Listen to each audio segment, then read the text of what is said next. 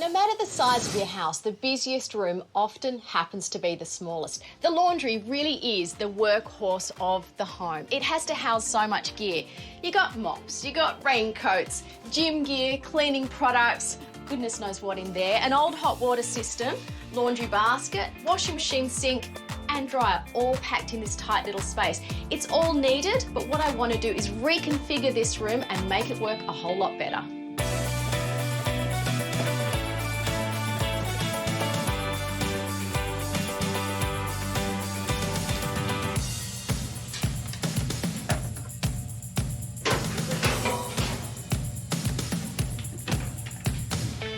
Doesn't that trolley make it easier? That's good. I like that. With all the hard work done, you know, taking this room back to bare bones just allows me to see the space and just look at the functionality and what we need. So to discuss design, the lady of the house. Hello, Julie. Hi. For most of us, washing is a chore, but for some with young kids, it is never ending, and that's certainly the case for Julie. What do you think?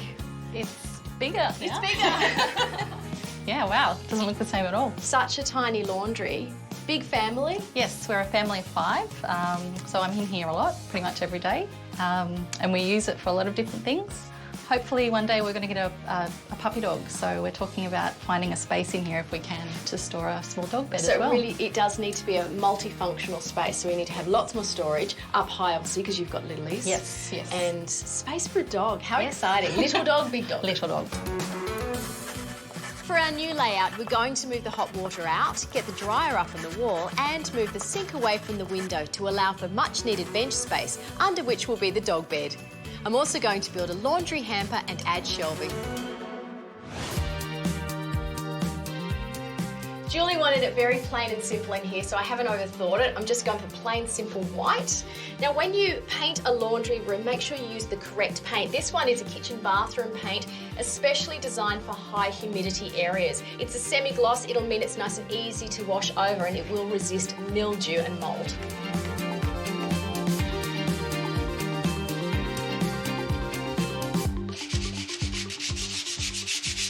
When you're painting woodwork, there's no getting away with it. You really do need to sand it first. It's what helps your paint to stick properly. It also takes care of any little loose and flaky bits and gives you a much better paint finish. Now, the other thing that you can do to help your paint have a much better chance of sticking to old woodwork is to use a one-step primer.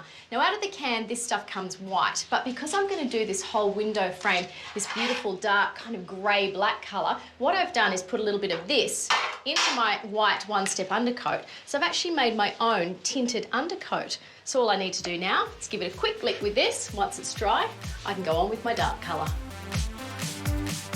In the old laundry, Julie was using a wire basket to hold clothes waiting to be washed. But we can do better, a hamper that will tuck under the bench.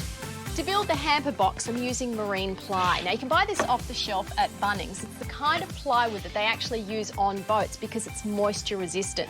The other thing I really like about this is it's got a great grain. So first up, I just need to use a countersink bit and a drill. That's so that when I fix it together, I'll have a nice neat job. For handles, I've just cut out a couple of semicircles. To fix the box together and to support the base, I'm just using pine timber battens. Now, the spacing of those will allow for caster wheels, which is going to make the whole unit portable. Starting to take shape, and you can see here now that these battens, they help to strengthen the base of the box, and they also serve another purpose. They'll hold the base panel. This could go in and this would just be a fixed unit and would sit under the bench, but because I want it to be portable, I'm just adding these caster wheels. Now, when you're buying wheels, you can either get the swivel type or you can get the inline type. Because I want this to go straight under the bench and straight out again and not wobble around, I'm using the inline type. So just screw these on and then you can sit the whole base panel in place.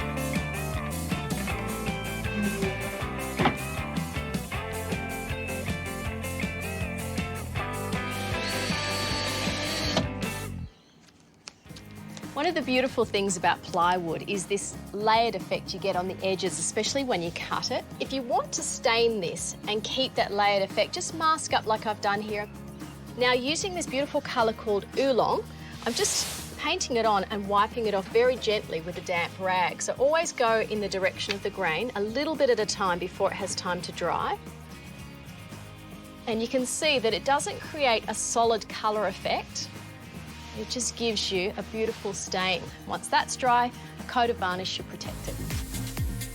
With that old hot water system gone, it's given us so much more room in here. And it's not coming back because Julie has had an instantaneous gas hot water system fitted to the other side of the wall, so it's going to be a whole lot neater.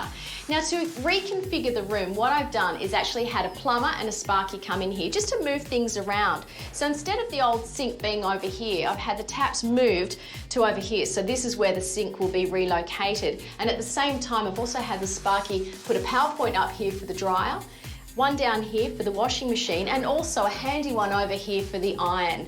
The floor, well, that does need taking care of. I could paint it, but instead what I've chosen to do is add loose lay vinyl. Great for the puppy dog coming along. It's nice and soft and warm underfoot, and it can be easily cleaned.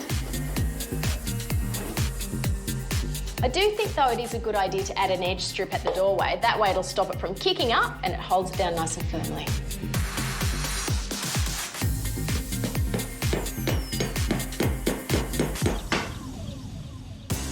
Go.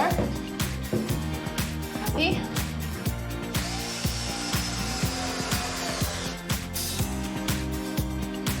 Ripping out the old laundry has meant that I've now got all of these uneven surfaces to deal with. Normally I'd suggest tiling, but in this case I think there's a much faster and easier way. You can buy acrylic splashback material by the length from Bunnings. It comes in 2.6 metre length, it's less than $300 and comes in heaps of great colours. Now the best thing about it is it's a DIY product. You can cut it yourself with a jigsaw. So it's great if you want to shape it around window frames, around PowerPoints, and not only for a splashback, you can use it around the whole room.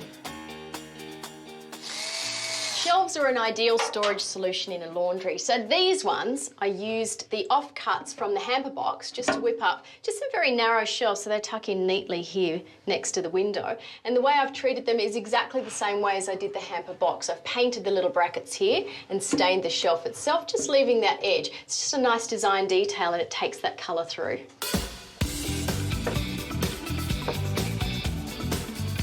I've installed a hanging rail, great for airing damp washing and for hanging ironed clothes.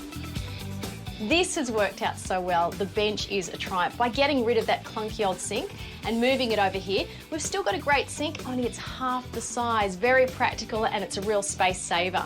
And another thing I really love are these little pops of colour that are incredibly practical too. To find out how to make these hooks, pick up a copy of this month's Better Homes and Gardens magazine. Well, it took a little bit of work, but with some colour, I think this laundry has scrubbed up nicely. Let's see what Julie thinks. Wow, it's huge. I can't believe the size of it. It's amazing, I love it. So much better than what we had. I'll enjoy doing washing. You really did say that? Did you hear that? Julie will enjoy doing the washing. No, it's great. It's huge. I feel like it's such a better use of space. It's really good. Well, enjoy it. Thank you. If I can ever say enjoy doing the washing, but it's certainly a lovelier space to be, isn't it? It is. It's awesome. Thank you. Enjoy. Well, thank you. Enjoy.